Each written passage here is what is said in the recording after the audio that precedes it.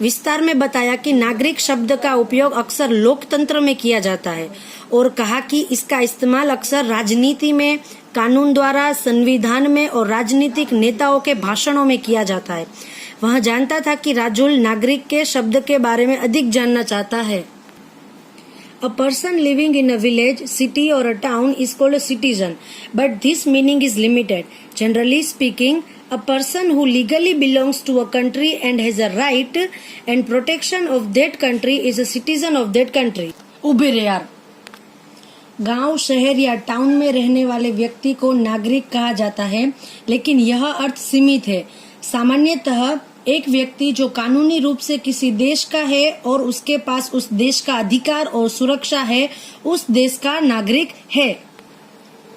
An Indian citizen has a deep love for his country and take pride in the fact that he is an Indian. He cooperates with other citizens and serves the nation, and in return, the government gives him rights to enjoy. The Indian government takes care of the life and property of all non-residential Indian as well. An ideal citizen never causes harm to the country nation. एक भारतीय नागरिक का अपने देश के प्रति गहरा प्रेम है और इस तथ्य पर गर्व करता है कि वह एक भारतीय है। वह अन्य नागरिकों के साथ सहयोग करता है और राष्ट्र की सेवा करता है और बदले में सरकार उसे आनंद लेने के अधिकार देती है। भारत सरकार सभी अनिवासी भारतीयों के जीवन और संपत्ति का भी ख्याल रखती है। एक आदर्श नागरिक कभी भी देश, राष्ट्र को नुकसान नहीं पहुंचाता। Citizenship. Every person living in India is not a citizen. Out of these people, most are Indians and some are foreigners. Many people come to India from other countries and stay for some time, that is temporary stay. They do not have the right to vote, participate as a candidate in election, hold government post or enjoy other rights. Therefore, they are not called Indian citizen. They are citizens of their own country. Therefore, they are not called Indian citizen. They are citizens of their own countries. People from Europe, USA, Russia, Japan, etc. come to India to study, to visit or to work in various industrial sectors. Ambassadors of different countries stays in India but are not Indian citizen. Bharat में रहने वाला प्रत्येक व्यक्ति नागरिक नहीं है। इन लोगों में से अधिकांश भारतीय है और कुछ विदेशी है। बहुत से लोग दूसरे देशों में भारत आते हैं और कुछ समय यानी कि अस्थायी प्रवास पर रहते हैं। उन्हें वोट देने का अधिकार नहीं है, चुनाव में उम्मीदवारी के रूप में भाग ले, सरकारी पद धारण करे या अन्य अधिकारों का आनंद ले, इसलिए उन्हें भारतीय नागरिक नहीं कहा जा सकता। वे नागरिक है अपने अपने देशों में।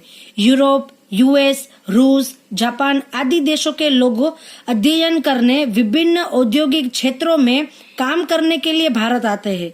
विभिन्न देशों के राजदूत भारत में रहते हैं लेकिन भारतीय नागरिक नहीं है। Citizenship means to stay permanently in a country to enjoy the rights given by the state and to perform the duties entrusted to a person. A person gets or loses a citizenship according to the rules prescribed in the Constitution of India. नागरिकता का अर्थ है किसी देश द्वारा, किसी राज्य द्वारा दिए गए अधिकारों का आनंद लेने और किसी व्यक्ति को सौंपे गए कर्तव्यों का पालन करना। एक व्यक्ति भारत के संविधान में निर्धारित नियमों के अनुसार नागरिकता प्राप्त करता है या फिर खो देता है। According to the Constitution, single citizenship is given by the Union government to all citizens of India. Citizens may belong to Gujarat or Maharashtra, but he is not entitled to get a dual citizenship of the state and the Union. He gets only one citizenship and that is the citizenship of India. संविधान के अनुसार भारत के सभी नागरिकों को केंद्र सरकार द्वारा एकल नागरिकता दी जाती है। नागरिक गुजरात या महाराष्ट्र के हो सकते हैं लेकिन वह राज्यों और संघ की दोहरी नागरिकता पाने के हकदार नहीं है। उसे केवल एक नागरिकता मिलती है और वह है भारत की नागरिकता। Can the foreigners who come and live in India be called Indian citizenship? क्या भारत में आने और रहने वाले विदेशियों को भारतीय नागरिक कहा जा सकता है? How is the foreigner different from the Indian citizen? एक विदेशी नागरिक भारतीय नागरिक से कैसे अलग है? What do you mean by citizenship? नागरिकता आपके मत में क्या है? How to get Indian citizenship? There are 4 ways of getting an Indian citizenship: by birth, by law, by registration, and by being a resident for a definite time period. A person who is born in India gets an Indian citizenship automatically. A child who is born in a foreign country but has a Indian parents has the right to Indian citizenship. भारतीय नागरिकता कैसे प्राप्त करें? भारतीय नागरिकता प्राप्त करने के 4 तरीके हैं: जन्म से, कानून द्वारा, पंजीकरण द्वारा और एक निश्चित समय अवधि के लिए निवासी होने से। भारत में जन्म लेने वाले व्यक्ति को भारतीय नागरिकता अपने आप मिल जाती है। एक बच्चा जो एक विदेशी देश में पैदा हुआ है लेकिन भारतीय माता पिता के पास भारतीय नागरिकता का अधिकार है। For example, Sri Sheikh and his wife are both Indian and are staying in US. Nadeem, their son, is born. Sri Sheikh registered the name of Nadeem in the office of the Indian ambassador. Thus, Nadeem gets the citizenship of 2 countries, US and India. However, when Nadeem becomes an adult, he has the citizenship of any one country of his choice. उदाहरण के लिए श्री शेख और उनकी पत्नी दोनों भारतीय है और अमेरिका में रह रहे हैं।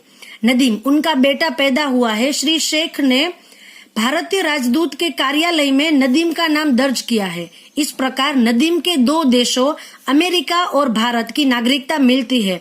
हालांकि नदीम बालिग यानी कि जब अडल्ट होगा, जब बड़ा हो जाता है, तो उसके पास अपनी पसंद के किसी एक देश की नागरिकता होती है।